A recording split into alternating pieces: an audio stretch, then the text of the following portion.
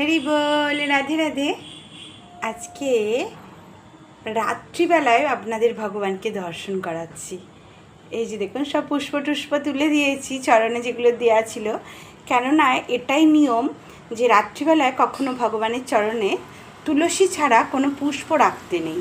আপনি তুলসী রাখতে পারেন, যেগুলো সকালে দিয়েছেন সেগুলো তুলে পুনরায় আবার নতুন করে দিতে পারেন, কিন্তু বাসি পুষ্প মানে সকালে যেটা দিয়েছেন সেই পুষ্পটা কিন্তু সারাদিন আর ভগবানের কাছে থাকবে না।